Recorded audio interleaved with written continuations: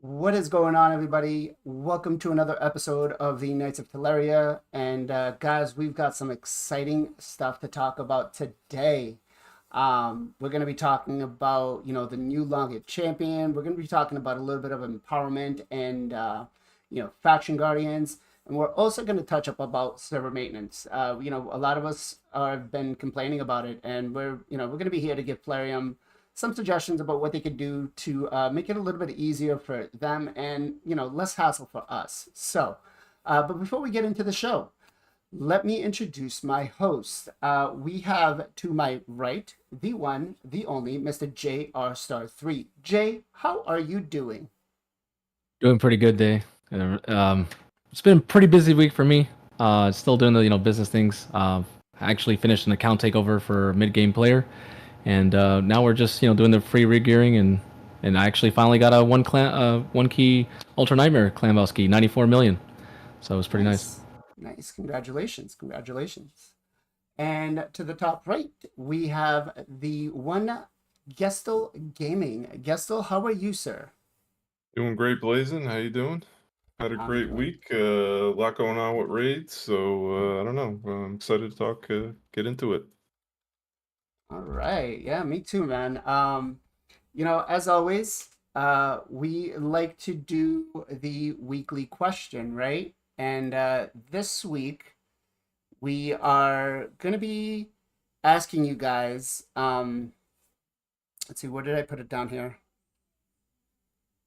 If you could live anywhere in the country, anywhere in the world, wherever it is, wherever your heart desired, money was not an issue, where would you want to live? And I'll throw this to Jay first. It's a guilty pleasure, but I have to say Japan. I mean, come on, it has everything I'd ever want. I'm a Toast man for a reason, so that'd probably be number one. Yeah. Okay. Gessel, what about you? Yeah, I don't know. I mean, I was thinking of all these like cool different places around the world, different islands and whatnot. I honestly, I mean, I think I just want to live like on the coast of like South Carolina. Okay, so Kind of lame, world-wise, like other countries, you wouldn't really care. You wouldn't want to live there.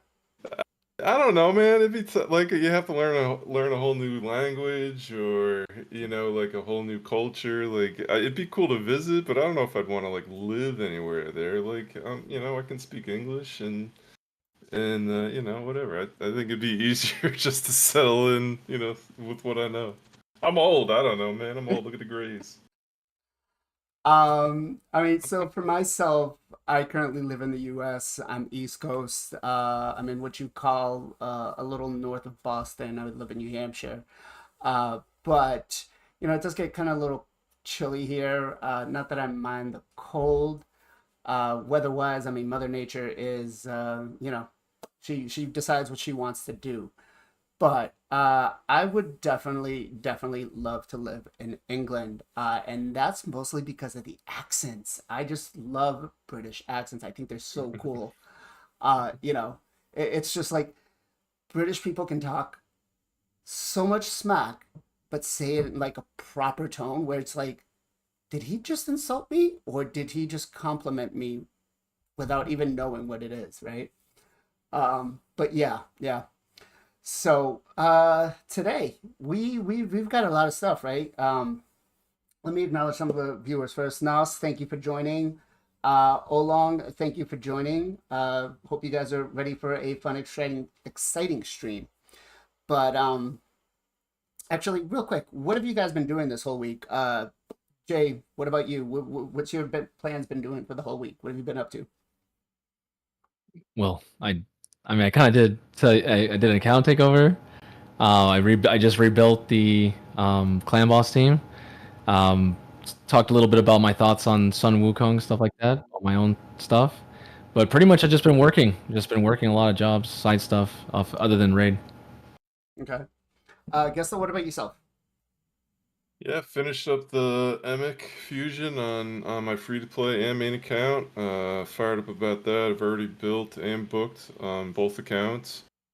Then, this UDK Titan event came out, and it kind of feels like a mini fusion. So I've been like trying to keep up with that the later part of the week. I haven't been doing a great job, but I'm trying. Yeah, I kind of gave up on that myself. I'm like, if I get what I get, and that's really much it. Like, if it was actually like a UDK champion, yeah, I'd be all in for it. Because I'd either won a +1 mine or, That'd be nice. get a dupe. But I just the resources right now after doing 3 fusions. I kind of want to just chill out a little bit and have some fun. But yeah.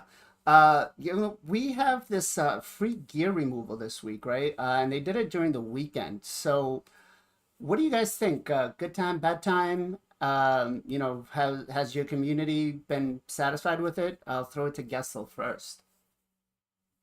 Yeah, I mean the weekends have got to be the time to do it. I think. Yeah, honestly, I feel like this is something they should just do permanently. It's early on in the game, it made sense. There weren't that many champs, and gear kind of as you were starting out, like you didn't have enough, so you were doing a lot of swaps. So this was like to prevent that. But the fact of the matter is, like, if you've been playing for a year and a half, or longer, you have nothing but gear. Like you're probably maxed out all the time, unless you're just super efficient about keeping it clean.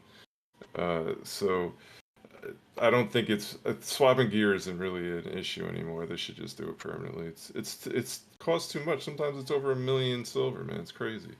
Yeah, yeah. Jay, what about you? Yeah, I would I would think they should do it like kind of like how they do fusions or fragment summons per month. There should be at least like maybe bi-weekly or once a month, you know.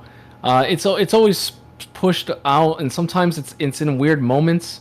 Like I only got to do one time the 50%. I missed the free cost one last time, so it's just it comes out at weird times. They want to pull shard. They want you to pull shards too, and I guess build those champions, and then it's free to do it. I get that, but it's like if you're doing like a fusion already or a fragment summon, and then they want you to do this on top of that, it's like, oh, if you're in, and sometimes like I've noticed I spent a lot of silver during artifact enhancement, and then this comes, and I'm like, I can't even I can swap gear, but I can't even level it up. So I'm just like, ugh. But I mean, that's just me not playing. But overall, I think it should be a more reoccurring thing. Just like everything else has slowly become natural, it shouldn't just be like this random thing. They don't give us a heads up or nothing. It just comes out of nowhere. Hey, it's gonna be 50% now. Like, oh. Well, to be fair to them, they did give us like a 24-hour notice that this was coming. And for myself, I put out a video. Hey, watch outs. Be careful what not to do, what to do, how to approach this before it ruins your account. And I was actually looking on Reddit, and there's a lot of people that just did the exact opposite of what I told them not to, not stripping off all the gear from your champions. They stripped everything off. Now they don't have a clan boss team. There's no game plan set for them, and they're just like, well, what do I do now? Like, one guy got so pissed off, was like, I ruined my account, but I'm done playing. And it's like, well, guy, like, kind of come into a little bit of, a little bit of reality. Like, make plans. I treated this as homework. Like, if you were, like when you're in high school, if you did your homework, you were ready for the next day. And so that's what I kind of did. There was some champions on my account that I don't use anymore that hoard gear. And I was like, all right, well, let me strip it up from them. But then there was other champions I wanted to build. So it actually worked out kind of well. But all right, so let's talk about this lovely guy right here, Wukong, right? Um, First of all, he looks pretty badass, I gotta say. And I think we were talking about what affinity he was going to be, and I believe I was pushing for Spirit on this, or at least I think I was. But are you guys happy that it's a Spirit champion? Gessel, we'll throw it to you first. Yeah, for sure. I mean, there's a lack of damage dealers in the Spirit Affinity. I'm pretty sure you're the one who brought it up last week, that we Yep. talked about last Yep. week. So it's yeah, certainly welcomed. I mean, the only other one I can even think of off the top of my head is Yannicka. Like, who else you even bring in? So yeah, I like it. Yeah, I guess we're gonna go into them further, but definitely like the affinity. Yeah. Um, what about you, Jay? The champion came out to be basically 80% of what we talked about last week. So I don't know if Flaren's listening, or are we just really good at deciding what the champion should have.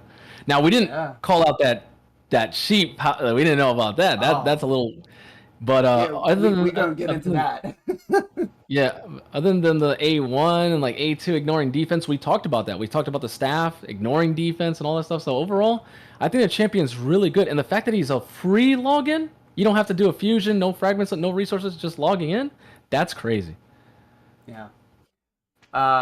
Welcome, Time Tim. Thank you for joining us. So I just want to play the video of what he looks like. I mean, they really really kill it with the visuals, right? Yeah.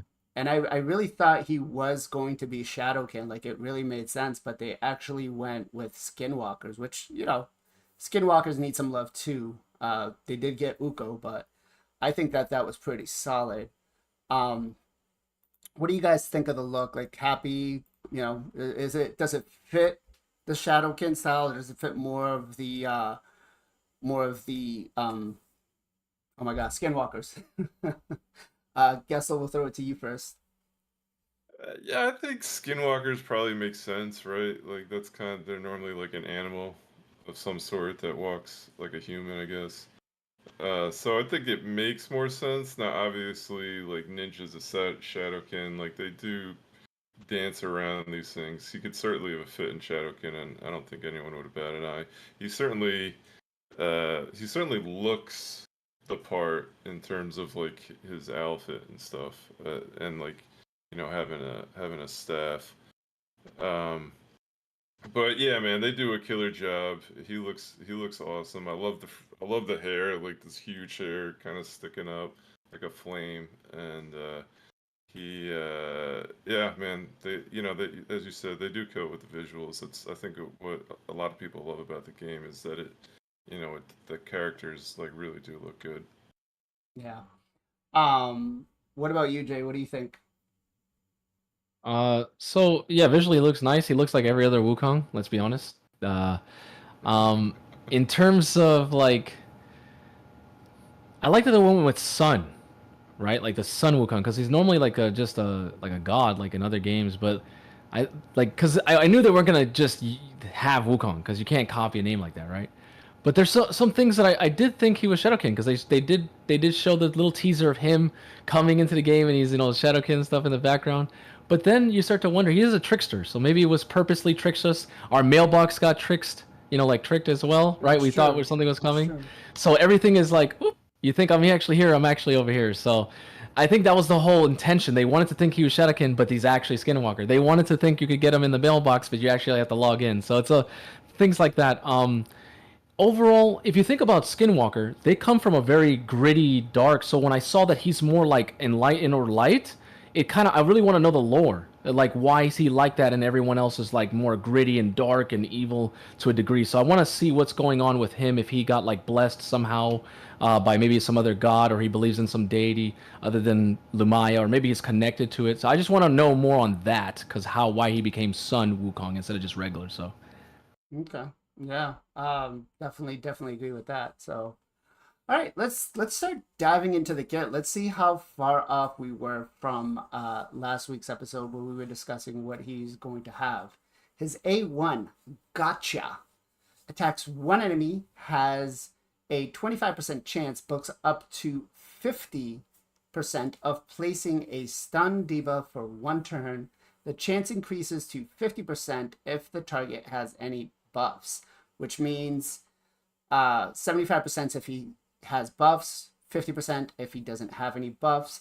Now, this isn't guaranteed, so it's going to require us to have some accuracy, but I'm wondering, how this is going to play out, if it'll go through Stone Skin.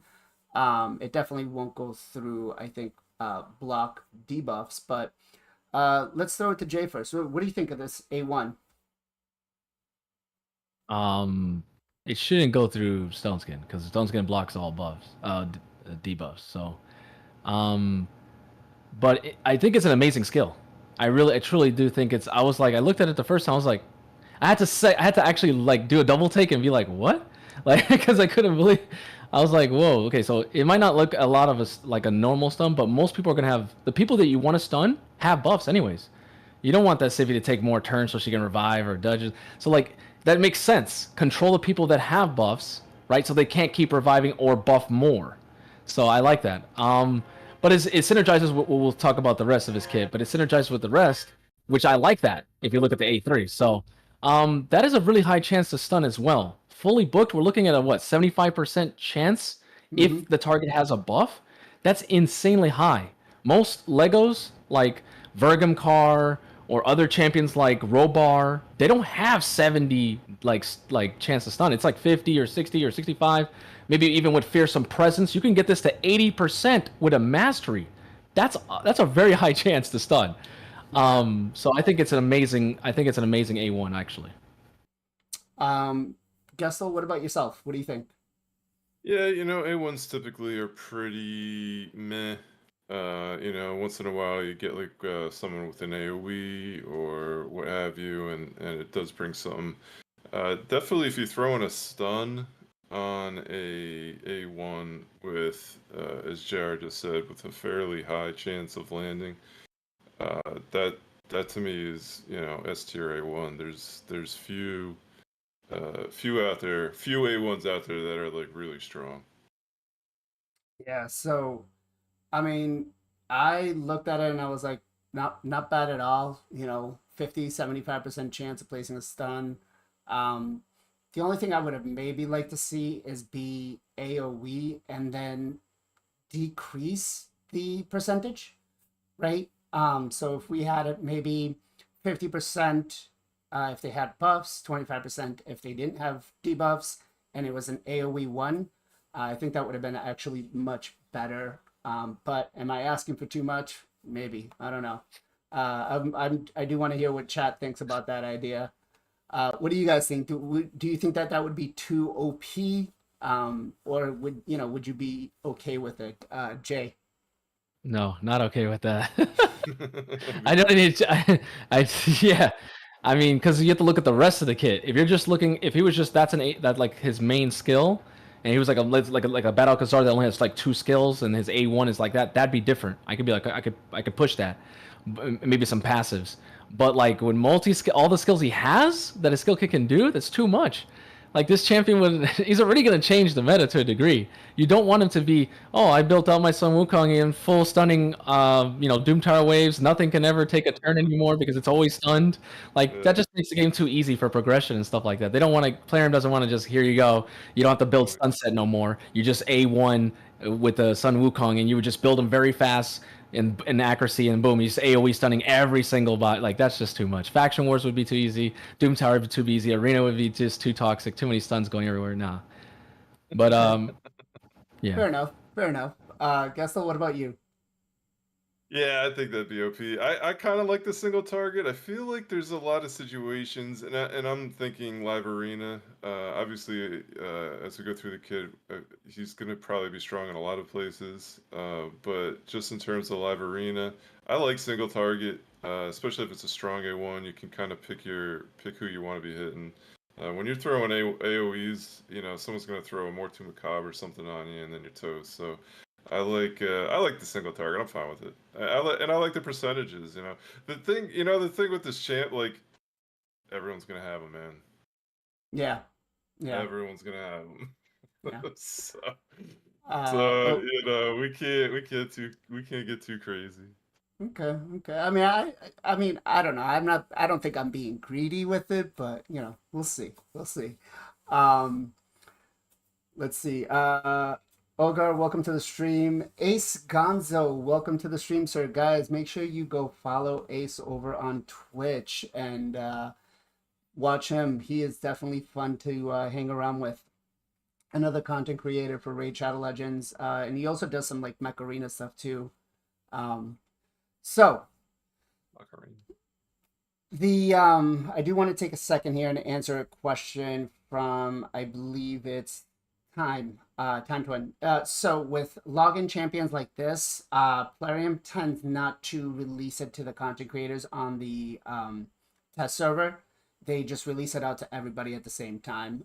They don't like to release it over, especially if it's like an event that they're doing with a collab with another content creator from a different genre of game. So I don't think content creators are going to be getting early access to him. If they had, we would have already gotten it and they would have shown us. So we should be okay. We'll have to do a lot of trial and errors and see. But the A2 Staff of Wonder attacks one enemy, will ignore 50% of the target's defense. Now that's already a built-in Savage set, right? Will attack all remaining champions with any surplus damage if the target is killed. This attack will also ignore 50% of the target's defense. The attack cannot be critical. If the initial target survives, places a sheep debuff for 1 turn, this debuff cannot be blocked. All right, so we got a lot to unpack on there. It's a 3-turn. Basically, sheep, if you're, worst case scenario, best case scenario, it kind of works like a Baron Skypiercer, right? So Jay, I'll throw this to you first. Thoughts on this one? I saw this skill and I was like, whoa. Okay, so first of all, I already thought he was going to be like a nuker that has like some debuffs, like a Vlad, right? You can build Vlad a nuke, or you could build him as an ASDD champion. But then I saw this and I was like, wow. Like, most ASDD champions don't actually smack. They have to build a lot of AC and speed and defense.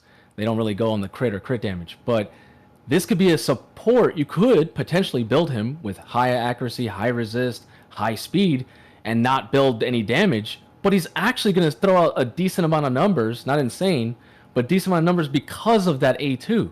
So he's like a really good mix of a smacker and a debuffer all mixed in one.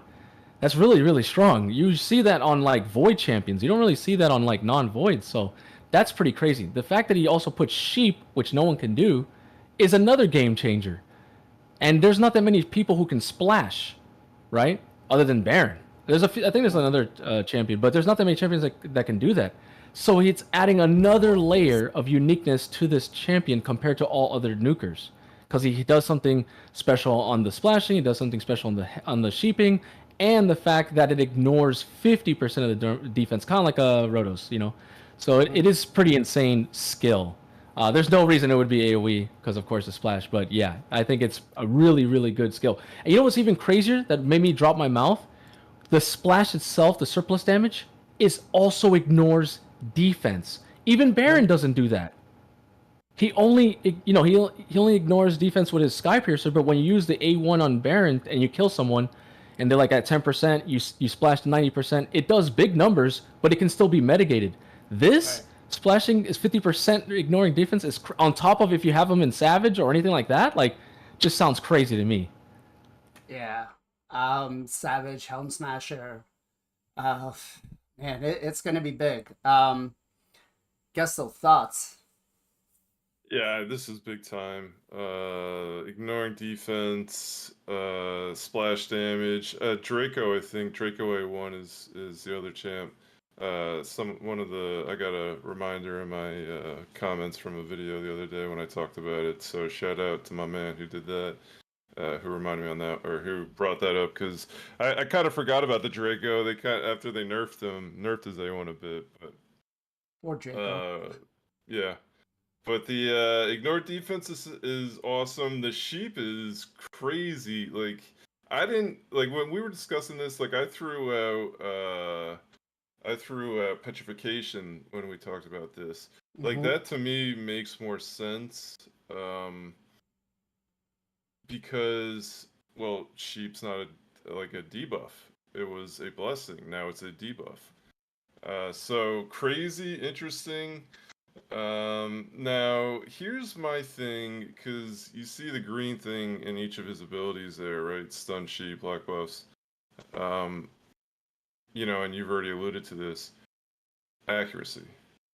You need accuracy for all these. So, and he's an attack-based champ, so it's like it's hard, man. It's hard with guys like this. I feel like Roxham, nobody uses him because of the exact same thing. Because he's getting dropped now. I guess my man Romantu, he's attack based too, right? Or am I off on that? Yeah, he's attack based. So similar, very similar in that respect, right? Like I've seen damage Romantus, and I mean he can hit hard, but he's not bringing he's not bringing all those debuffs. The same thing's gonna be the case here. So now, is that necessarily a bad thing? No, I don't think it's a bad thing. You can build them one way or another. Like, it's just interesting. It's interesting. Like, do you want him to just bring the deeps? Then you just build straight damage.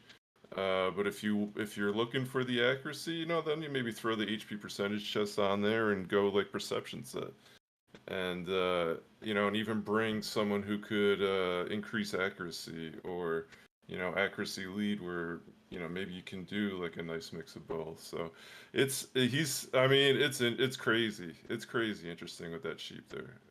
Just so much can happen with that. So much can happen with that.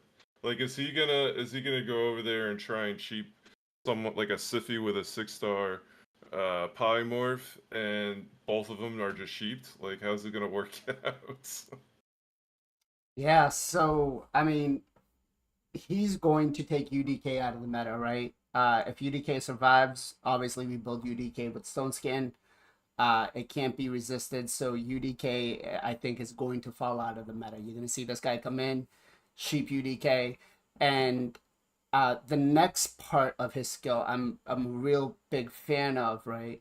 But yeah, to your point, Gestal, is he going to get sheeped if he places a sheep himself? Which, I mean, we'll have to do the play testing and figure it out.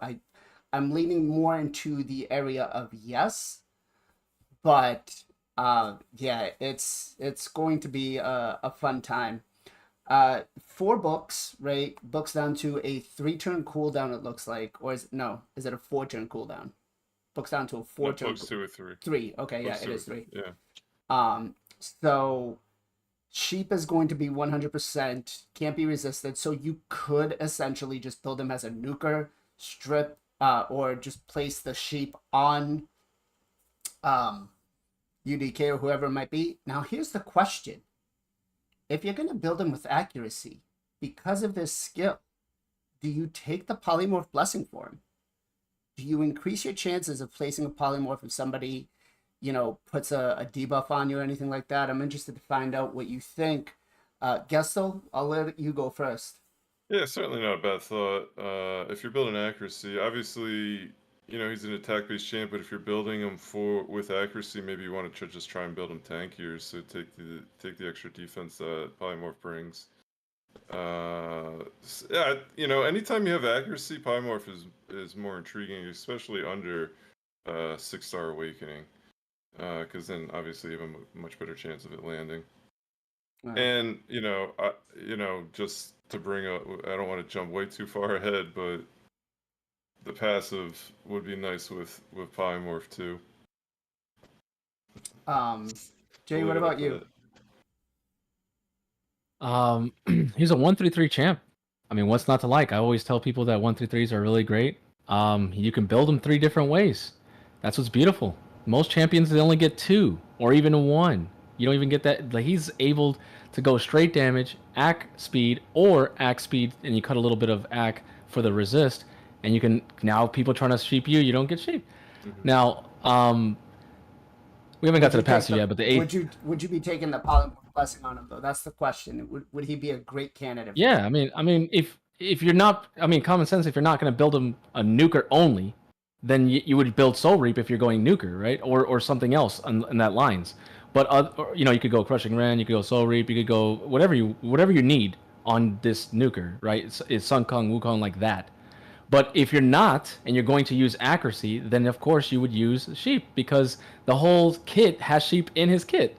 So why not double dip, right? Why not get 2 sheeps going off? You could get 8 sheep off his just him being touched. Boom, someone got sheeped, and then you go attack. You hit someone else that's not sheep. Now you got 2 sheeps versus 4 of your own players. So of course the answer is yes. The arena filled with sheep. Yeah. Now here's the next question though.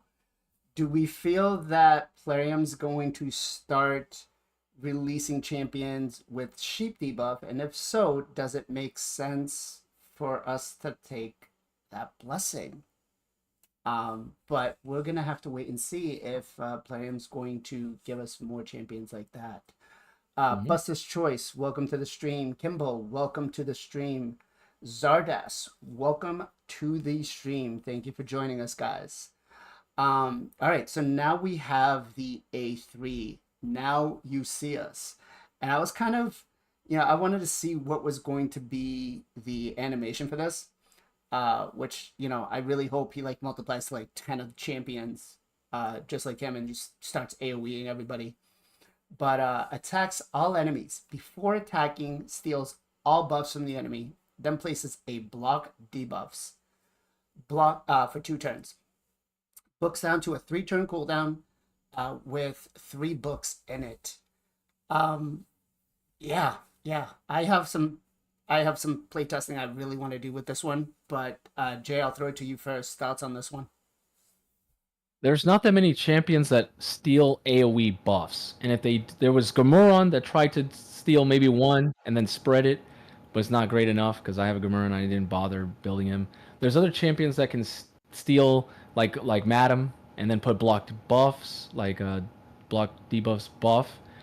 Right, if you steal, then she could AoE do it but there's no one that smacks, steals all buffs, then puts block buffs debuff on a 3-turn cooldown.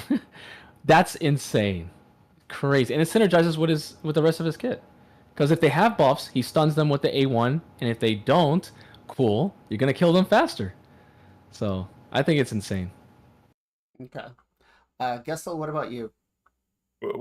Is the keyword there steals? Does that mean he's actually taking them? Yes. Versus Madame, who's just cleansing it, right? Correct. Yeah, that's insane, man. That's insane. And frankly, then you see the AoE block buffs. Immediately, I think Hydra. And if you're building him tanky with accuracy and resist, he is a great champ, Not to mention, if he does die, you just gotta stay tanky enough, and he's just gonna pop back up. Oh, I'm sorry, I don't mean to jump ahead, but that passive, so many instances, is so awesome. But you just bring him out there, you don't even worry about reviving him. He'll just pick himself back up. So I almost am thinking I want to build him. I want to build him with accuracy and resist. I feel like he'd be good in arena like that, maybe great, and certainly would be awesome in Hydra. So, I don't know, man. I wish he could get more than 1. Well, I think eventually, for everybody who doesn't know, Artak actually empowers Artak. You can actually pull Artak from a shard now. Is it only ancient though? It's not sacred, yes, right? It's not sacred. Yeah. You can pull them out of ancients. And you can, I'm guessing it's going to be the same thing with this. You'll be able to pull them out of ancients after the event is over, right? But, so, I mean, the A3, I'm loving it, right? Attacks all enemies before attacking, steals all debuffs from the enemies, then places a block debuffs. My question, though, is it going to attack first and then place the block debuffs? Or is it going to place the block debuffs first and then attacks? Because that could be some issues with Polymorph, right? So if he's stripping everything off, great. It kind of gives us a Taras deterrent and a Marichka deterrent. So you can, basically be able to debuff them, strip everything up, make it a little easier for you to nuke them down. But if the block debuffs is coming on before he attacks, then he can't attack, right? So it kind of squashes that right there, which then kind of makes this a useless skill if there's sheep on the table, right? Joe, welcome to the stream, sir. Thank you for joining us. Can you stack temporal chains? No, you cannot. No, you cannot, unfortunately. You can stack polymorph, and that's pretty much about it. But yeah, what do you guys think? Do you think it's going to be coded where he's going to attack first and then place the block debuffs, or is he going to place the block debuffs and then attack? Because I think that's going to make quite a bit of difference on how we build him. Guess I'll throw that to you first. Yeah, I think as it reads, it says before attacking, steals all buffs from all enemies, then places the block buff. So I think all of that happens before attacking. Okay. So I think you're right. He's gonna he's almost like a Leal like that, right? Doesn't a Leal do almost the same thing? Yeah. And a Leal is a sheep god, so yeah, it could be very similar. Jay, what about you? Yeah, it's just like how it's written. So he's gonna steal all the buffs, then he's gonna put block buffs. If he gets sheeped, well then he can't attack because he's a sheep now. Yeah. So that's what's gonna happen. Well, so my only question is because it says before attacking steals all the debuffs and then places the places the block buff. So will he attack? Will he steal then attack then place the No, block debuffs? No, Or because it literally says before attacking. So before damage actually gets hit, it says steals all buffs from enemies and then puts. So first thing happens is he steals, transfers to him, game codes that over. Then now that they have no buffs, or if they have protected buffs, whatever just can't be stolen. Now block buffs goes there. Then he goes and does an animation attack. That's how it is. That's how it's written. That's how it's gonna be. yeah, so I'm not if that is exactly how it's going to be. Again, I'm reading it a different way. Maybe it's just me. But I'm really hoping that that's not the case because then it's just he's not going to be viable in arena other than the A2. Because if there's any sort of polymorph out there, he becomes one of those champions again that's going to be, kind of useless at bringing him in other than maybe just dealing with a UDK, at least in my opinion. Um, then we have the passive unbeatable Wukong. Revives this champion with 100% HP and 100% turn meter 3 turns after they were killed. So my question here is it 3 turns of his or in general? Like if I take 2 turns and my opponent takes 1 turn, is he revived? Or is it after 3 turns in general? So that's going to be quite interesting to find out. But Gestal, what do you think? Yeah, I mean, I'm curious about this. The way I read it is, or interpret it, is it'll be 3 of his turns. So, are you gonna see turn meter bar counting for him when he's dead? Like, that's the only way I think that works. Now, on top of that, if that is the way it's gonna be, and that's how I think it is, can that be manipulated? Like, let's say the other team's got like a Lissandra or something. Is that gonna affect his turn meter when he's dead? Can you just like allure him with every time he gets up, just throw the A1. Obviously, you're not gonna bring a lore into live arena, but just like, could you just keep that turn meter down and he never takes a turn? I don't think it would be just 3 more turns. Like that would be OP. That would be insanely OP. Just 3 guys take a turn and he pops up. I don't think it'll be that. I think like the other thing it could be is like your teammates take 3 turns or something like that, and that might be difficult. I think it's got to be his turn meter. I think it has to be, and it'd be interesting to see how that works. But I think it's very very strong in arena. I think it's very strong in Hydra. 3 like Hydra's a super long fight, man. If he goes down and he's the only one dead, like, and you just used a revive or something, he's just gonna pop right back up and you don't have to use that revive again. Just like hold on to it or whatever. So I think I like it, man. It's interesting, and the 100% HP, 100% turn meter, like come on, like he's popping up and he's just bringing whatever he's bringing. Yeah. Here's the thing though, if he's dead, how do you place him in the turn order and how do you decide how much turn meter he gets, right? I So think this it's is just his turn meter would just keep running. You know what I mean? And that's why I'm saying, like, if that's the case, then there may be like, you can manipulate it, I'd imagine. I have no idea. Yeah. I'm just saying, if that's the way it is, I don't know if that's how it's gonna be. But Yeah, no, that's no, no, no. like, I know. I'm just saying, like, I'm trying to think of a way that, the player individually is gonna know, because once he's dead, you don't know where in the turn order he's going to be. So I think that might make it a little more difficult to try to no, I determine. think you would see his turn meter bar still, and you would see Okay. it ticking. Yeah, like I think Okay. that's what they would have to do.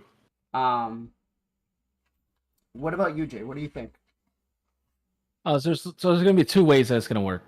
From what I think, right? So the first one's going to be the moment he dies, the next 3 turns. So the next 3 champions, he's going to come right back. Or, like just I guess what I was saying, there might be like a little, like maybe like a little timer or something like that shows on top, and if your team takes full 3 turns, which is your 3 champions would have to go through 3 sequences, right? And then after that third last champion on your side takes a sequence, then he'd come back. That would suck because I mean, for Hydra or other places it's fine. Like you could, but by then you could just revive him, right? Like you could just use one of your revivers to bring him back. Who doesn't have revivers in Arena or Hydra? So it just kind of makes me think it's not. I don't think it's gonna be like that because that's way too long. And what if in the coding it forgets or something like that, and now he's bugged because he's not bringing himself back? It would make more sense the next 3 enemies or next 3 people that take turns, right? Because then he'd be 1, 2, and then 3, and then boom, he comes back. It's just easier for everybody. Because if I have like Arbor, Warlord, Kymar, and Baron, and I go first and I blow him up, and then I go Arbiter, Warlord, like it goes Kymar and then Warlord. After that third champion before Baron, he'd come back, full HP, full turn meter, kill my Baron before I even get to use my second attack. So yeah, he's gonna, even if you one-shot teams against with Sun Wukong, if you one-shot them and they have like, let's say they had Duchess, Sun Wukong, Kandarfon, and maybe like another champion, it didn't matter, because unless you're bringing the Lydia, right, like you're showing, unless you're bringing Lydia, you're not going to stop him. He's just going to keep coming back, which is super annoying. That's never been done. Like most people come back once, and then they can only come back when you reset that passive. I'm wondering if there's going to be a cooldown or if there's going to be something on it, because if it just naturally 1 turn passive, he comes up, dies, and then 3 turns later comes up, back, and just keeps going, bro, that's super annoying. You could have a 4v1 scenario where you can never end the battle because every time you kill him, he just keeps coming back. So there has to be some sort of cooldown on it, or people are going to have to, you're saying he's not going to be in the meta. There's no champion that cannot do that. That's super annoying. Like, so definitely, and I would pair him with Lydia, because if he gets block revived, because people are going to start using block revivers already. People are using it because of Marishka and other stuff, but people might bring block revive even more now, because if Sun Wukong becomes meta, you're gonna want to block revive him to a degree with either Lydia. But who doesn't use Lydia to counter Marishka and all the other stuff? So you're gonna see a jump in Lydia, and you're gonna see a jump in Sun Wukong in Arena, in my opinion. And he's really good for Hydra too. That's super insane. So his passive is nutty. And I didn't think they could actually make another champion stronger than Newt and Emic Trunkheart. We're literally getting bangers back to back. These champions are crazy. Yeah. Actually, now that you mentioned Newt and Emic, he could possibly come in as a clan boss champion too. Right. On a 3-turn cooldown, you could, speed tune it to where he takes a stun, comes back up, takes a stun again. It'd be interesting to see. But yeah, so the way Lydia's passive works, if I'm not mistaken, it's her turns, right? So it could book down to a 7-turn cooldown, Right. but it's her turn. So I guess there is a way that they can code it, but I don't see how many turns she takes while she's dead. Is it, do they still counter No, turn meter? your skills are not reduced when you're dead. Right. Like so if, let's say, she just block revived everyone, then she gets killed, even though turns are going and going and going, when you revive the champion, they have to take their physical, like they have to be alive and take turns for their cooldowns to go, unless you reset it with like a Kymar or Yumeko. That's the only way. Because So I've had that then, happen to me. Yeah, I've had that happen to me. Okay, so then that's not going to work the same way because if she needs to be alive for the cooldowns to be for it to be reduced for her passive, I don't think it's going to be the same at all. I think it's going to actually be how many turns are taken in total, which is going to make this guy pretty OP. Yep. Yeah, definitely pretty OP. Now, the aura. Ally speed in arena by 28%. I mean, almost near an Arbiter aura, right? Arbiter's 30, he's 28. Not bad. As we all know, the meta is currently not speed, but depending on what kind of arena you're playing. But you happy with it? Would you have wanted it to be all battles, maybe a little bit less? What do you think, Gestal?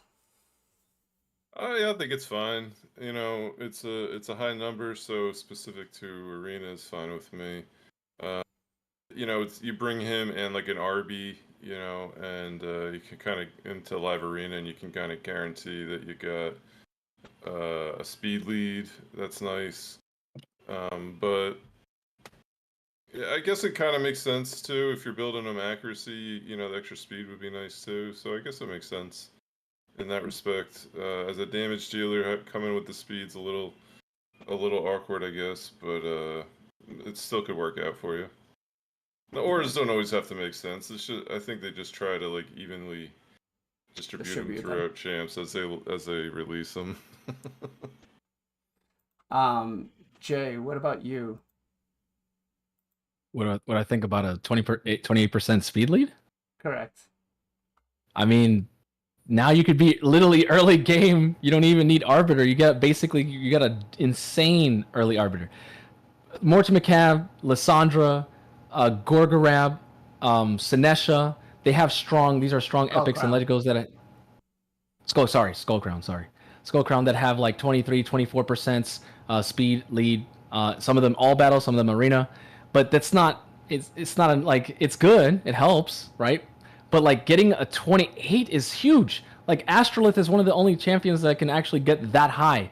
Unless you have like Lord Shajar or Kaimar you can put in the lead, you're probably not going to get insane numbers like that. So for everybody it's going to be crazy because I remember when I first started playing, right? And it was like you had Arbiter or you didn't. So now everyone's going to have a speed lead. It doesn't matter where you are in the game. Imagine in Silver and in Bronze where people are like, Jesus Christ, everyone's so fast. Because it's not just to that champion. It's literally to every champion that's part of that team.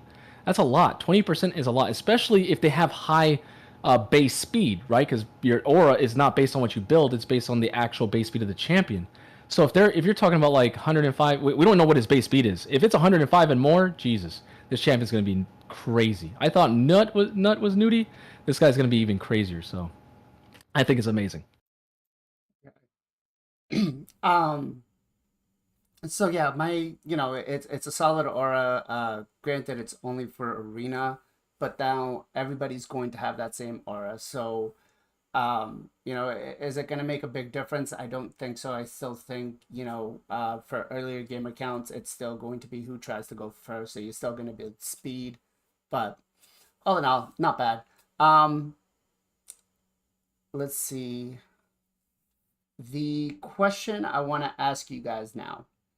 We have gotten from Ninja to Alexander to Artek to Deliana, UDK, Rhonda, and now this guy.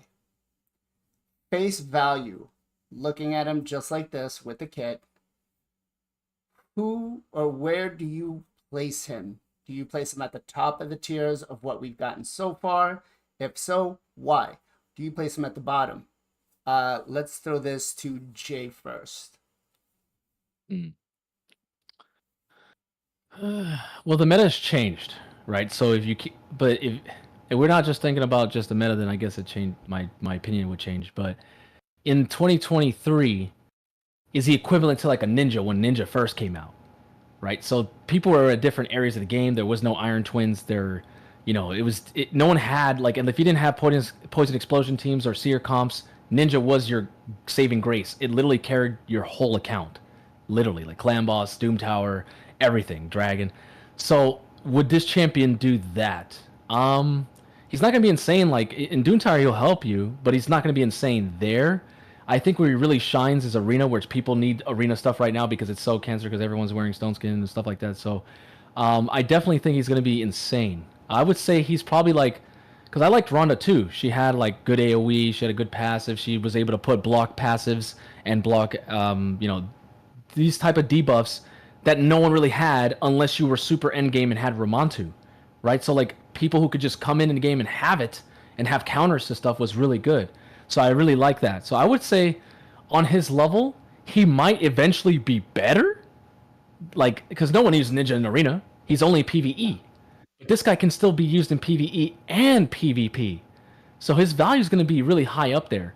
But I would have to say he's second place. And of all the champions that they've given us, Diliana, Alexander, all these, I would have to say he's second place. UDK is really strong too. Don't get me wrong. He's really, really good.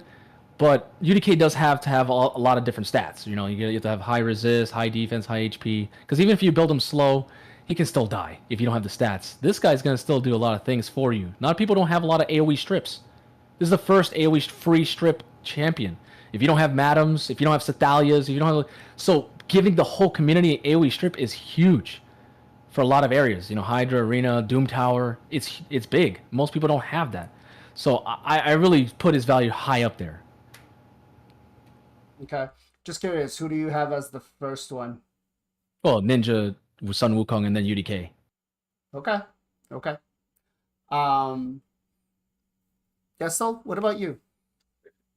I think it's tough to maybe for me to make a call. Obviously, just based on the kit, yeah, he's certainly up in the top three, no doubt. And I think you would have to put him in front of the UDK because he seems to be a counter to UDK now. But I want to see how he hits, how hard he hits. I kind of want to see how he feels in different comps and where he's going to be used. But like, my free-to-play account, like this guy's sliding in everywhere. He's going to be a total game changer on my free-to-play account. He's going to help me tremendously. My main account, I really like Live Arena. I'm kind of hyper-focused on that right now. Like anything I'm doing is for Live Arena. So it's like I'm trying to think, how am I going to use him in Live Arena? Is he viable there? How do I need to build him to be able to use him there? And that's going to change based on if he does an insane amount of damage, or if he's kind of more like a Romantu, where I would really prefer him in like speed and act and resist if you can build it. Okay. And who was your first login best champ? Yeah, I would say it has to be a Ninja, right? Ninja's insane. I mean, Okay. he's used everywhere. You can use him in tons of places. I'm using him right now on my Sand Devil 24 farm. So, I mean, he's a beast. Okay. Mr. Mo, welcome to the stream. Nick, welcome to the stream, guys. Thank you for joining us. So, first of all, I want to say my number one best login champion has to be Artak, and that's because he's just viable everywhere. Even not in arena, not being the best, you can put him in a stun set and it'll still work. But for every level of account, he still can serve something, right? Early game, he can serve you in progression. Mid game, he can serve you in soloing a lot of the dungeons to help you do the fusions. End game, you throw him in your Hydra team.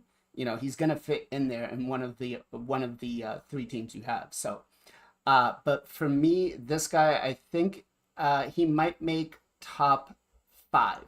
And hear me out.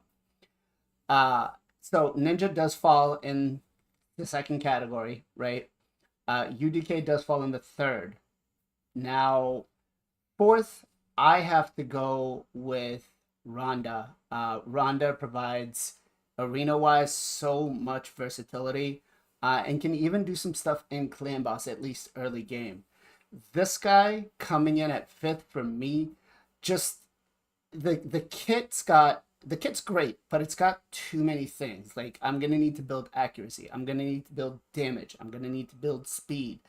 One of the debuffs, the sheep, can't be resisted, but then I still need to be able to place block debuffs, or I still need accuracy to be able to, steal the buffs. Um, so, how I got to figure out how I'm going to build him. And with the A2, it just sounds so good where it's like you want to build him as a damage dealer because you want to deal with a UDK. And we all know that right now, UDK is pretty cancer in Arena. So I don't know. I think he's good. I think he's great. Looks wise, I think he's probably one of the best ones that we've gotten. But I think overall utility, he's probably in my like top 5, which isn't saying much because we've only gotten like 7 login champions. But that may change after I start doing some of the testing, right? I am curious to find out where chat puts him on. Let's see, Ogre. Sorry, guys. Ogre doesn't even put him in his top 3. He puts Ninja in, then UDK, then Artak third. I can see that. I could agree with that. But yeah, it's gonna be quite interesting overall. Thumbs up, thumbs down. Gestal, what do you think? Yeah, I think thumbs up. Definitely, the kit looks awesome. Let's apply it and see how it works in the game when it comes out. But I think there's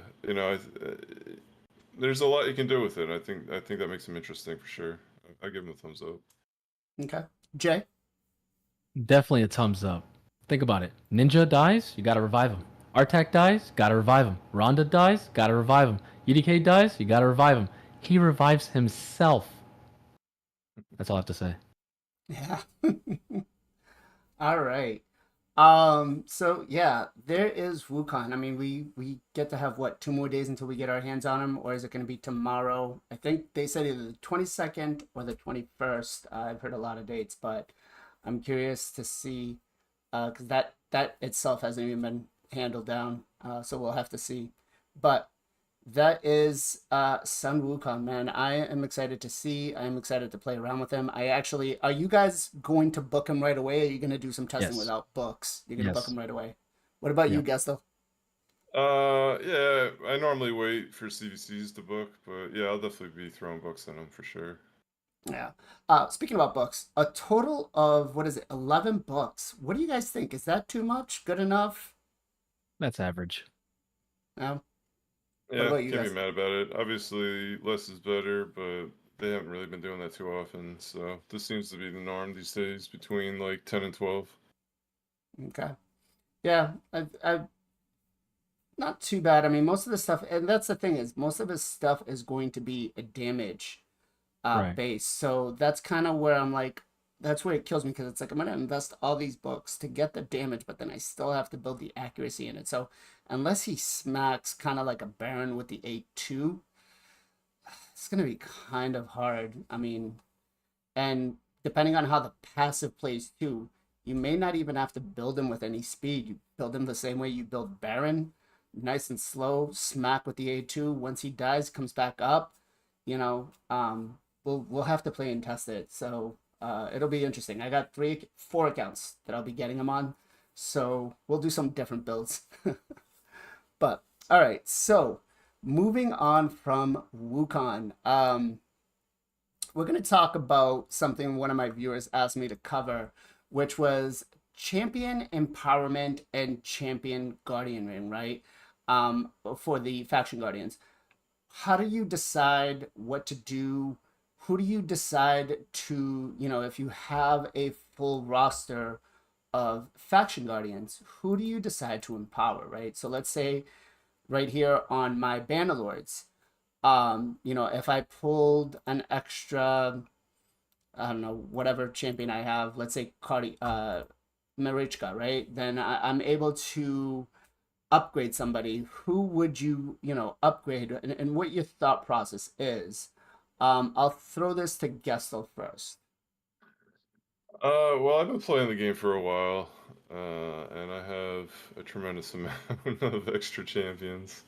So except for like the new factions, I'm fairly full up on this.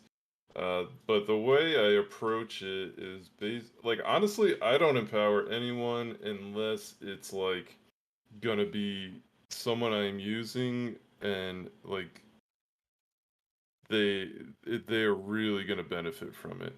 I have plenty of champs that I could probably +4 that I'm just waiting to see what happens. You never know if that's going to be used as a champ to empower somebody else, and that would be significantly better. There's different scenarios where you just don't know. So for me, I'm like a wait and see guy. I'm just gonna see what happens. Now, I was like, if it were if I were to get, so like right now, if I were to get any of my damage dealers in live arena, Harima, Rhodos, I've been using Rhonda, so if I got a Cillian, I'm slapping him right in. Like I that's what I'm focused on, as I've said. And I want to build them up as the best I can. I've already got my faction guardians built out on all 3 of those areas. So that, like, actually, I don't on Harima. I don't have Shadowkin filled. I have 3 of the 5. But I would probably take Harima +1 over another whatever the 5th slot or the 4th slot is. But I don't know. Maybe I could be convinced that I would need the speed if it ends up being the 5th one. But I think in turn, like that's how I approach it. Anyone I'm using in live arena right now, I'm gonna empower them. Now I have 2 Siffies. I'm not gonna just I probably wouldn't just +1 her. Plus I use them in different areas, and I don't foresee a time where I'm honestly gonna probably get another Siffy. Like, let's be realistic. So I'm just gonna hang on to like 2 like that, huh? You never know. Well, you never know. And if I were to be able to +2 Siffy, I think that's a lot different because you're getting a lot more bonuses at that second empowerment. But the first empowerment, you're basically just getting a little bit more HP, attack, and defense, whatever it is. So I feel like empowering is something that you should probably hold off on unless it's really a game changer for your account. I think it's better just to kind of wait and see than to just jump in and just start throwing empowerments around, like on random champs. Okay. So you would suggest filling the faction guardians first and then 100%, empowering 100%.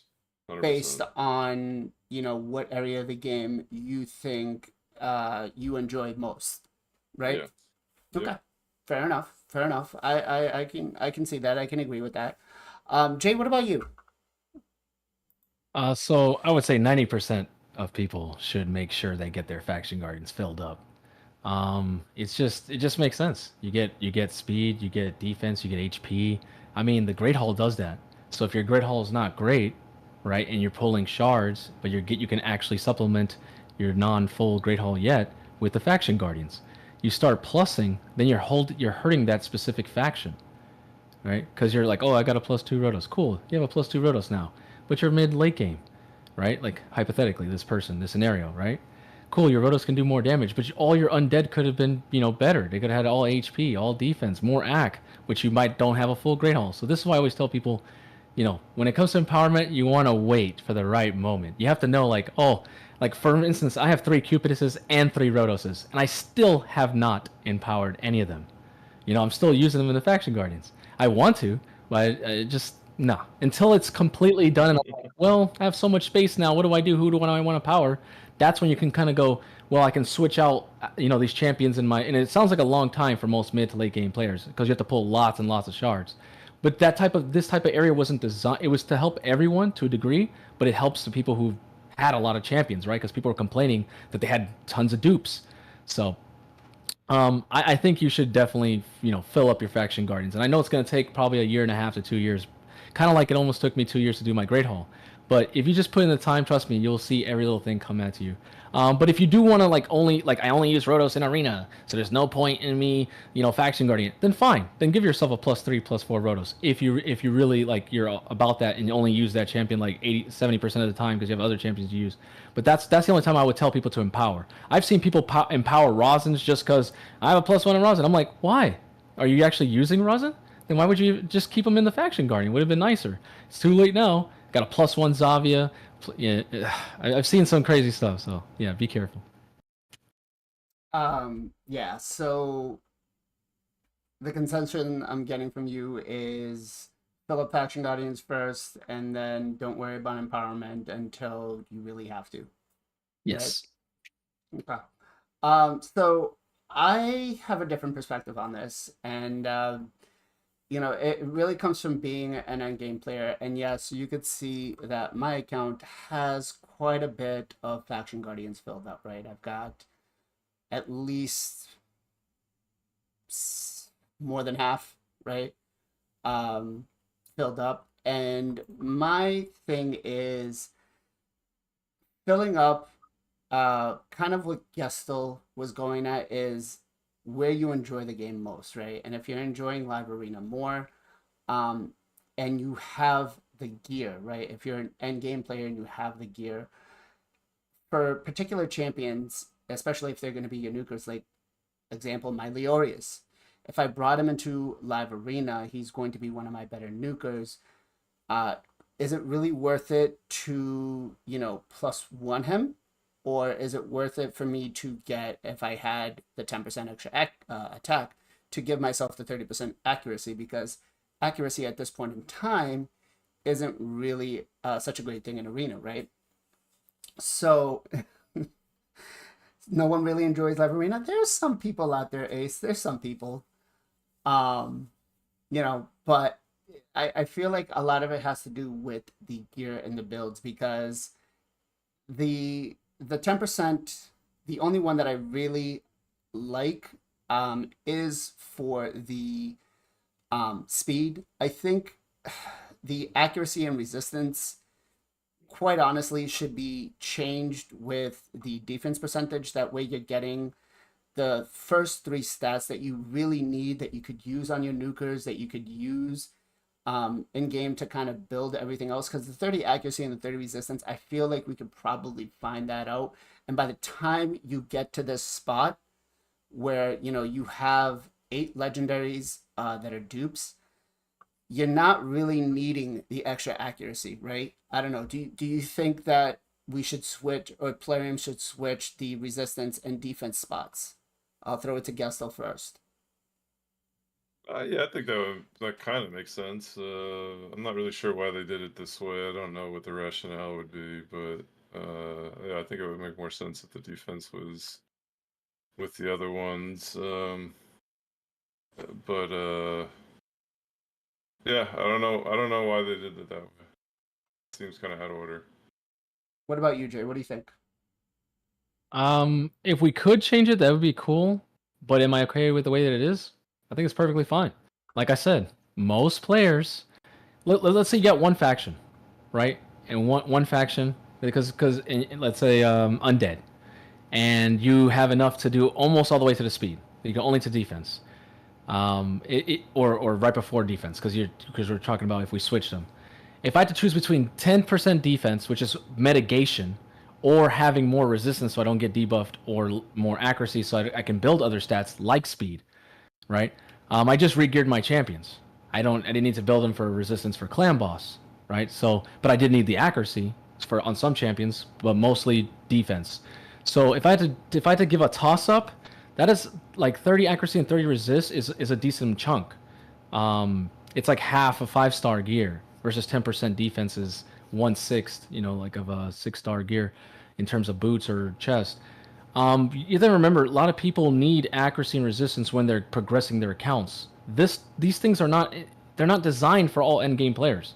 The end game player parts is the champions, the meta, things like that. So when they design the game in total, if they put act that far, no one would even push it, because they'd be like, it's only 30 act. But if you get it sooner, you might actually be more tempted. Like you said, instead of plussing your champions, empowering them, you might want to just do the faction guardian. So I think the reason why Plarium did it was so that you don't instantly go crazy and plus everybody, because you might want to fill up your faction guardians first. Because 10% is only 10%. It's not that much, honestly. Okay. I mean, I think maybe it just, to me, the order doesn't make sense, right? And this is why I feel like it needs to be reworked, because the accuracy, for account levels like ours, isn't really worth it at this point in time. But if they did it early on, where if you're early game and you pull the dupe, Bellinor, or if you're like me and have six, uh, early on, that can help you with your earlier builds, right? And that's, I think, where accuracy should have been placed, or at the end of this, right before. I think speed is fine where it's at. HP and attack and defense should be prioritized over the accuracy, unless, I feel like maybe we should be able to place them where we want them, right? So leave speed as it is, right? Get that extra perk as the last one, but I feel like these should be maneuverable to where we want them. I think that would be a little bit better, in my opinion, but I don't know. Do you guys agree? Do you think we should be able to pick where we, kind of put these in and keep the 10 speed locked at the fifth one? Jay.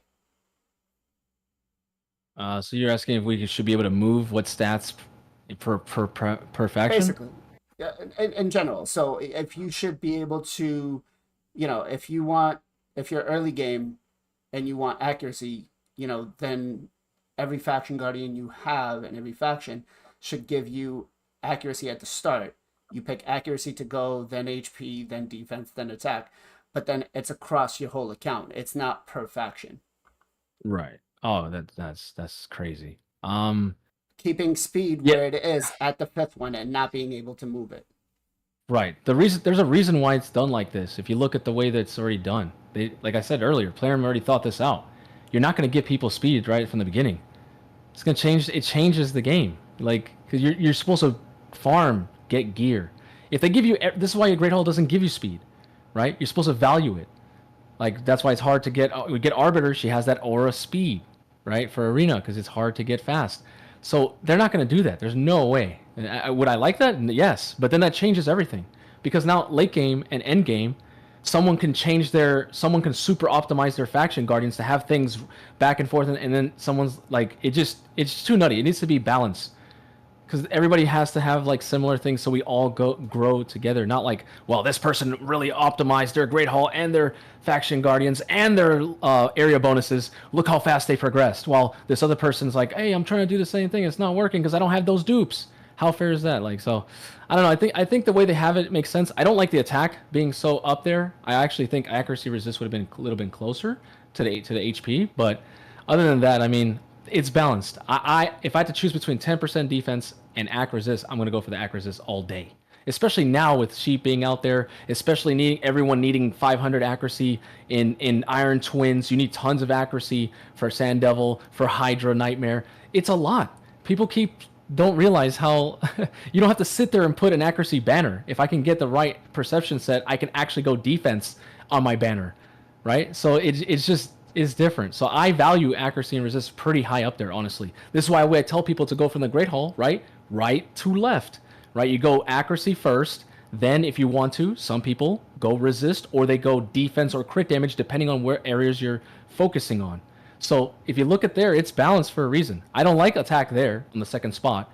I think it should be moved with defense, or ac and resist should be pushed up, but speed should be perfectly where it's at. I think it's fine. It does not need to be closer up. That's just, no, that'd be annoying, honestly. No, I agree. Speed should stay where it's at, but I think like there should be some flexibility in these four front ones, depending on, what you want to build with your account. Because again, early game, I feel like the biggest issue you have is trying to meet some of those accuracy and resistance checks. But Gestal, what about you? What do you think? I don't know. Customizability in games is cool. If they were to give you a little bit more of that, I'd be all for it. Do I think they need to do it? Nah. I mean, I think it's fine the way it is, frankly. But, if they were to do it, I'd be like, yeah, that's a cool another feature they added for sure. Oh, okay. So overall, I think to anyone out there that's looking to do anything, I'd definitely say, and I think you guys will agree with this, is fill the faction guardians up first, and then kind of figure out where you enjoy the game afterwards. Don't do what I'm doing and just plus winning because you have them. our accounts might be a little bit different because we've been playing so long. But real quick, Joe made a great point here. Should we be able to empower epics? Jay, take this one up. There's a few champions that are really, really good that people are already using, right? That are epics that can be used in arena, but I would say only like two, right? So with empowering them, it's pretty much just gonna help people for Doom Tower, Hydra, maybe like Shogun and Iron Twins. You know, maybe even for like Hard Dragon for people who are really free to play or who want to push Hard Fire Knight. You know, the empowering them could be really nice. But the reason why they don't want to do it is because you can get dupes easy during a 2x, you know, Sacreds or 2x Ancients. You can start getting +4 champions. It's a lot. If you look at the empowering and see how much stats you get for when you get to 2s and 4s, it's a big chunk. It's a lot. There's a reason why they made area bonuses for a reason, so they can help you. You can do a little bit of live arena, and you get more stuff for the areas you need it in. I would like them to do it because I don't think it's gonna break the game. But do they need to do it right now? I don't think so. I think what they should do is wait till 2024, see how live arena is going, and then they could actually bring empowering of epics. Yeah, I think so. Joe actually brings a real good point here. You don't need to empower the epics to like a +4. You can empower the epics to like a +2, and I think that would be sufficient. But Gestal, what about you? What do you think? I mean, when this first came out, I don't know how like crazy I was like into the game or not, like crazy focused in it.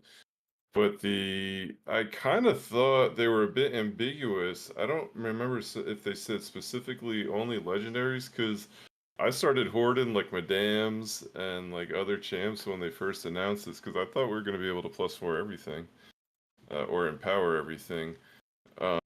So I guess I was honestly a bit surprised when we couldn't originally. Now maybe they did specify it and I just missed it, or I didn't watch a video or something like that. It could certainly be the case. But that's just how I'm remembering it. You know, should they add it? I guess I feel like I've eaten so many epics at this point, I'd almost be frustrated by it because I wouldn't be able to just empower them. Like, it almost give me another, like, I don't know, another reason to pull them. But the fact of the matter is, like, when you're pulling, I don't know, 200 Ancients during a 2x or something, you're getting a fair amount of epics, and maybe you'd be able to fill it up pretty quickly anyway. I don't know. I'm fine with it or without it. Honestly, it'd be cool if they brought it in. I'd be a bit frustrated that it's like just another. It's something that they should have brought in when they did it originally, I guess is my point. Yeah. Whereas if they were to bring it in now, it'd be frustrating because I'm sure you guys have done the same. But like, you know, you have everything filled with epics. All you do is just start using them as chickens. So. You know, I could have had everyone +4 or +2, whatever they were giving me at this point. Yeah. I mean, I think I like Joe's idea where it's you know, +2. I think that's going to help them enough to where, you know, a lot of free to play players or low spend are going to be able to come in and kind of start doing some things in some of the harder difficulties, right? Because why not? You're giving a power creep to the end game whales that are, you know, definitely going ham on getting a lot of these champions, but it is kind of setting a divide, right? So I think the overall consensus for that is, yeah, we should definitely do it. Yes, it's a great idea, but can we, you know, cap it at like a +2? I think that's definitely solid. So next thing we're gonna touch up on is something I find very, very frustrating, right? And it's maintenance. You know, we all know Plarium throws maintenance at like the most obscene times, like in the middle of a CVC, in the middle of a fusion. It's just kind of one of those things where it's like, really right now, like you really needed to do this update. You really needed to turn off this, RSL helper in the middle of a fusion. And, not that, we don't appreciate Farbstuff and Hell Hades' team that, try to get the stuff done out. But we know that Plarium is a huge time sink for our time, or Raid, I should say, is a huge time sink for our time. And the one thing I keep coming back to is I was a World of Warcraft player for years, right? And I want to say, like, the best thing that World of Warcraft did is we had a scheduled maintenance time. Did you guys ever play World of Warcraft? Yes. Guess so? I like honestly I got it on release and played to like level 20 and then never played again. So Wait, I actually kind of want to. I may want to play it. I've been talking about like just picking it up as like 20 years later and playing it. Jesus. I know being it's crazy. useless, welcome to the stream, man. I went back to school then, so like I just didn't have the time to game when it was like super big. I was Yeah. just focused on school, so I didn't play it. Yeah. Well, you did I'd it love better to than play it, me. man, because I would love to experience it just from the beginning. I think it'd be fun. So, Jay, you played it from the Oh yeah. beginning with Vanilla? Okay. Yeah. Just real quick, even chat too. I'm curious. Anybody who did play World of Warcraft, what did you think was the best expansion? Jay, what do you think? Burning Crusade, BC. I literally lost a girlfriend. I didn't go to college. I almost got kicked out of my dad's house. It was one of the greatest. And you might be like, "Whoa, you just like put your life behind 10 years?" I would give it up because the people that I met and the experiences that I had playing that game, one of the best in my life. Yeah, like Burning Crusade, Wrath of the Lich King, Vanilla was amazing. I made friends with online people that I met in Florida, kind of like me kind of like with streaming and stuff like that. It's just different, to like have a community. There's PvP, there's PvE. You get to role play. There's so much you can do.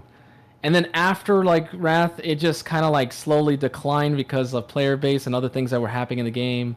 But I understand what you mean by maintenance because there was always maintenance on unless it was super emergency. There was always a time, usually Tuesdays or Thursday. It should be like that, right? For raid for us. But player just always, have to do what they do. So So just real quick, I enjoyed Burning Crusade quite a bit. Karazhan was lots of fun, but taking down the Lich King, nothing came to it. It was just Wrath of the Lich King. I think by far was the best, and I did play all the way back from vanilla. I think I stopped Warlords of Draenor, so you could tell I was playing for years, at least a quarter of my lifespan. So, but yes, Gessel, you should definitely pick it up and then try it back up again. I think now they're releasing Wrath of the Lich King again or something of that vicinity, but yeah, it's definitely a great game to play. But yeah, so back to the maintenance thing. You know, World of Warcraft had it always on Tuesday. You know it was going to be on Tuesday. That way you can plan around everything else. And I feel the one thing that Plarium lacks to do is, take that into account, be accurate with it. Usually what they do is they give us like a 20 or 30-minute window. Hey folks, we're going down for maintenance. It's only going to be 15 minutes. Next thing you know, sometimes it's 15 minutes. Sometimes it's like an hour or two. And then they don't increase the event time, right? They don't give us extra time on the events. And so, I want to discuss with you guys what you think, what your thoughts were of how, Plarium can approach this and make this better. And guess I'm going to throw this to you first. Uh, well, I guess just like I've been in IT for the last 15 years, and just from a standpoint of having to bring down a network that a lot of people are connected to, remotely or within the network, you have to schedule it for a time when basically no one's going to be using it, where it won't be affecting anyone. So anytime I were to do anything like that, I would probably do it on a Saturday or Sunday morning. Just go in, get it done, early before anyone else is even awake, so it doesn't affect anyone.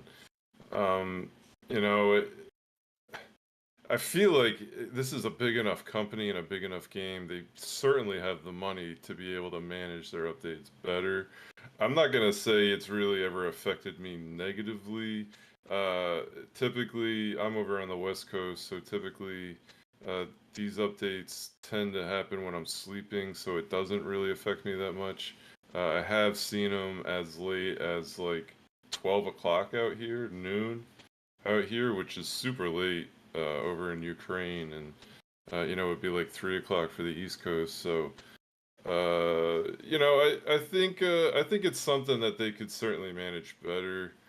I've certainly had like set up a bunch of multi battles and had it running, and then it just got stopped halfway through because of an update or because of the like whatever because of the update, and they brought the servers down. So that's certainly frustrating when that happens.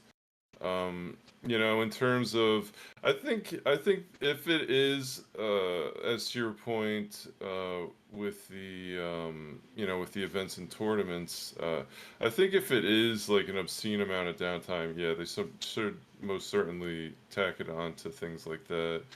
Especially, I don't know if fusions necessarily. They give you like 2 or 3 days to fuse a champ at the end of a fusion event. So, yeah, it certainly could be run way better. But honestly, until you had sent over the topics for this week, it's not something that really I thought about. Honestly. Okay. So you don't think maybe during like a scheduled time? No, I think 100% they should. Okay. 100%. As I said, Okay. like that's how I handle it professionally. I think that's and I'm Joe Schmo, you know what I mean? I'm not Plarium making tons of money like with 3,500 people at their company. Like they should be able to do something like that very, very easily. It should probably just be Monday mornings, every Monday morning. Anytime they're going to update, it's just going to be Monday morning, whether they have it or not. Um, but yeah. Okay. Jay, what about you? I would definitely like them to have scheduled maintenance. Like, it would be so good, dude.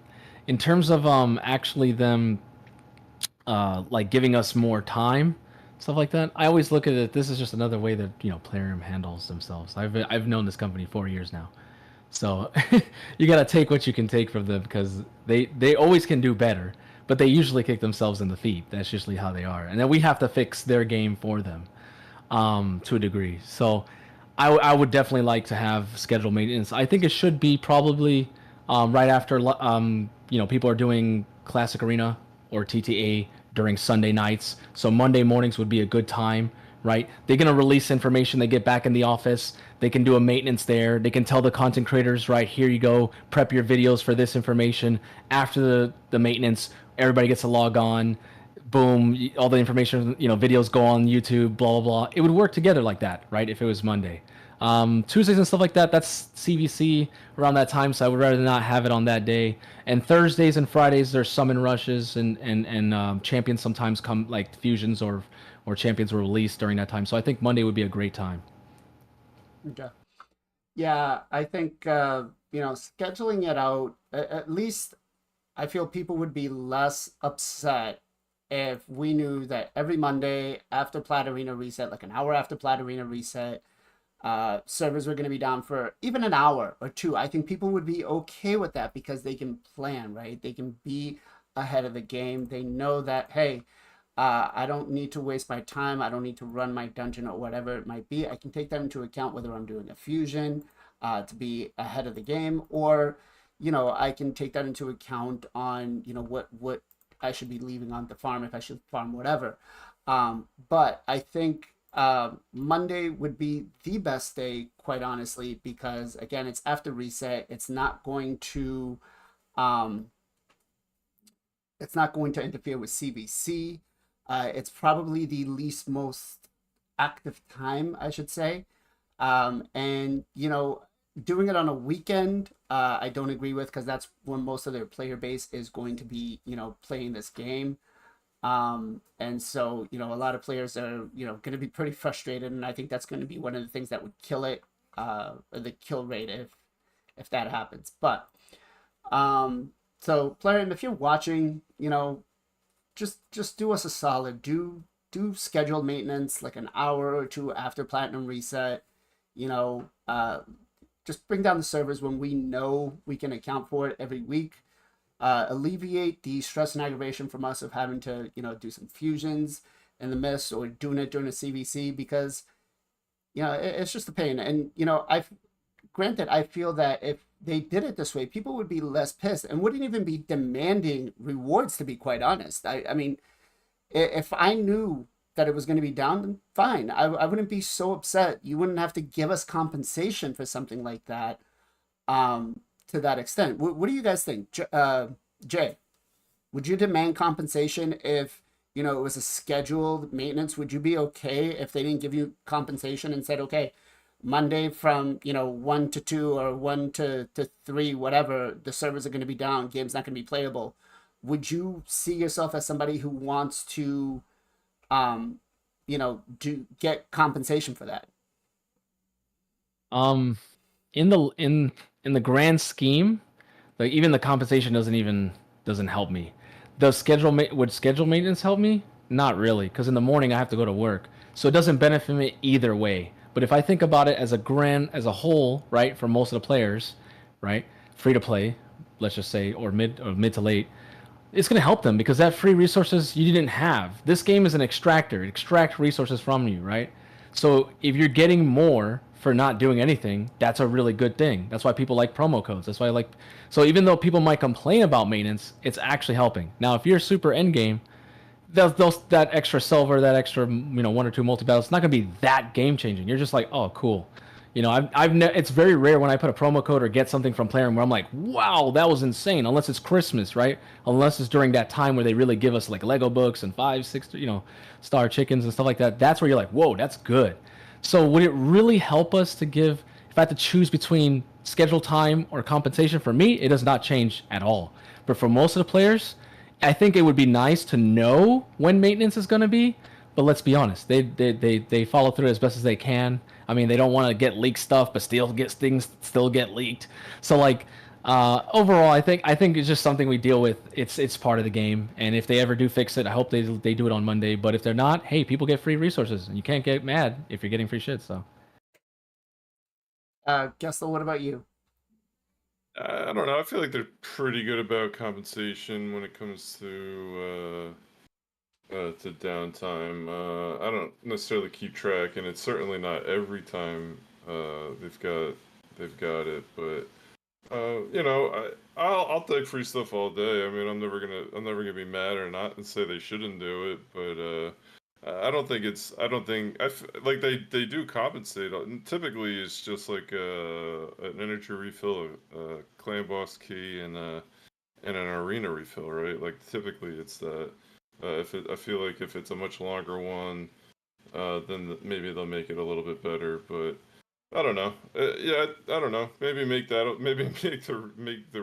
little bit better. Give you something a little bit more than those 3 things. Now that there's so many different resources. So I think it'd be all right. Okay. Yeah, like I said, for me, I mean, I'd be less upset if, because a bigger thing is every time they shut down the servers or reset them, for iOS users, we actually have an issue where whether you're playing on a phone or a tablet or whatnot, you can't connect back onto Plarium's server right away. You have to use a VPN and do a whole bunch of tricks and jump through hoops and stuff. And I find that very annoying as an iOS user. So that's just me. But again, if I feel like if they just scheduled it, even if they don't need it to be, half an hour or an hour or whatever it is, I think if they just scheduled it that way, I think a lot less people would be pissed off during the server maintenance. It would definitely eliminate it, having the frustration and aggravation during a fusion or a CVC, right? But I want to put a question out to you guys. Before I get to this, though, if anybody has any questions, feel free to post them in the chat and we'll answer them. But do you guys think Plarium does these maintenance at these particular times with fusions and CVC to make it so players spend more? Jay, I'm gonna put this to you first. Sometimes yes, I do feel like that's like could be conspiracy, but no, there's just sometimes they're just bad. They're just bad. They like they're like, oh, we're releasing this new patch, and we're like, yay! I'll never forget it. I think we talked about this like when we first started doing podcasts, where there was literally like 4 maintenances in the same day. It was insane, and people were calling it maintenance legends, right? Because it was that bad. But yeah, they're just sometimes they just really just mess up. They don't plan enough, and they're like, all right, cool, it's gonna work, and then nothing works, and they're just all like running around like SpongeBob's or like rats trying to fix everything. Oh my god, the servers. Oh my god, it's not working. Bugs here, but most of the time when it just randomly, hey, like nothing's wrong with the game, no one's really complaining, and then the maintenance comes out of nowhere, makes you wonder. It's like, are they purposely doing that so they're not getting enough revenue? So then they spike it up. So it's like, oh, you didn't get to play for 2 hours or something like that. Maybe you want to spend some money to catch up that time. So yes, I feel like there's that. I would say like 45% conspiracy there. That's true, because I've noticed that come out of nowhere. But I would say most of the time they're just bad. They just need to they need to actually step it up on servers and stuff like that and plan things before they go back to office. Because I feel like they just clock in, and the shit just goes all over the place. And they're like, well, we got to fix it. So it's kind of like that. Yeah. Gestal, what about you? I don't know. I don't necessarily. I try to think that the majority of the people are good out there, and that they're not going to do bad things like that. So I would err on the side that they're not doing it on purpose, and that something came up and they probably just had to do it. So I would like I'm just going to say that's what I would like to be. You know, but you never know, man. It could certainly be the case. You never know. I feel like these guys make so much money. They're not really trying to nickel and dime us. Like they make this company pulls in so much money for this game. It's ridiculous. Yeah. Yeah, so I mean, it definitely does feel like that a lot of the times where you're just like really like right in the middle of this event. The server went down. I'm at work. I left my RSL helper going. Guess what? Now RSL helper doesn't work. Um, but hey, a multi-pack battle just came into the shop with some energy, and it's only $5. You know, just enough what you need to complete your fusion. It just seems suspicious. I don't know. I don't know. But guys, it has been a wonderful time, and it is right around that time where the episode is over. So before I let you guys go, Jay, where can everybody find you? JRStar3 everywhere. Google, Twitter, Instagram, Twitch.tv, YouTube. You'll find me. Okay. Gestel, what about you? Gestal Gaming on YouTube, twitch.tv/Gestal Gaming on Twitch. Check me out both of there. I'll be streaming right after this, actually. Yeah, come on by, check it out. All right. Kimbo, Nacho is streaming Boulder Gates 3. I think he's got a what's it called? A sponsorship or something going on that he needs to fulfill. So he had to step up this week. But what are just a quick update? What are you guys planning on doing the rest of next week? I know we have the new champion coming out, but anything planned in particular for you, Gestel? Well, I've been working on my man Naz's Far Night hard mode 10. That's what we're gonna be working on again tonight. I think you saw him in chat there. What's up, Naz? Yep. And I don't know, probably like I want to build Corvus solo dragon hard mode 10, where you can bring food along. I see Nacho do that. Okay. So I want to work on that, and then I don't know, just keeping up with the UDK event. I'd honestly like to get the Soul Stone out of it, if possible. I refuse to buy any of the Soul Stones. That's where I was like, all right, I'm done playing. I'm not spending money on this stuff. So anytime I can pick them up in game events and stuff, I typically go for them. Okay. Jay, what about you? I'm gonna be farming tons of Sand Devil, tons of Shogun. I have like 100 champions that I want to artifact to send all their gear, and pretty much prepping for Sun Wukong. Thinking of I'm already doing the calculations depending on what's his base speed or his attack and stuff like that. I'll come up with how much accuracy I'm going to need, resistance, so that way when he comes out, I just build him out. I'm ready to go. Okay.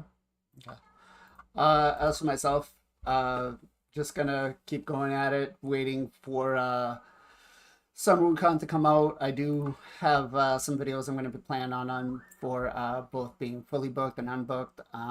As always, I like to test these champions out to see whether they're worth our investment. So luckily, I'll be able to do that with this guy. I do have a couple of interesting videos coming out throughout the week. And, I'm going to start prepping for the new fusion coming up because, we'll find that out probably Thursday. So do be ready for that. I know it's kind of early. We just finished Emek, but we're getting to that time, right? Shout outs. Jay, who are you going to shout out, my man? Shout out Anamanho. We just finished his account takeover for the past 4 days. It's pretty good. He actually was a good sport and we went through everything. And we got to see a nice, good mid-game account pushing towards late game. So, appreciate it, everybody. Cool. Gestal? Sorry. I want to shout out my man Carnage. Carnage streaming over there on kick.com. Go over there and check him out. kick.com/carnage. Super cool dude down there in Australia. He came in early when I started streaming and has kind of helped me along the way. And he's trying to thing over there on Kick, so go check it out. He's the man. Go check him out. Cool. And I do want to let everybody know the summer is almost over, and we are going to kick it back up with the content creator games. So get ready for that. I've been talking with Jay especially quite a bit, trying to plan things in the background, so we will have that done soon too. But my shout out's going to go to Ace Gonzo. Ace, great content creator over on Twitch. Love hanging out with him. Love chatting with him. He's great to have fun with. And I get the feeling that I have the relationship with him like I do with Nacho. We like to argue just a little bit, but it's nice arguing. It's not it's not the banter that most people Debating. Yes, it's debating. But yes, everybody, thank you very much for joining us for another episode of the Teleria Knights. I will be cutting this up and putting it out shorter videos for people that want to see it over the next day or two. And as always, guys, much love, much appreciation. Be safe, be well, be good to each other. We'll catch you guys next time.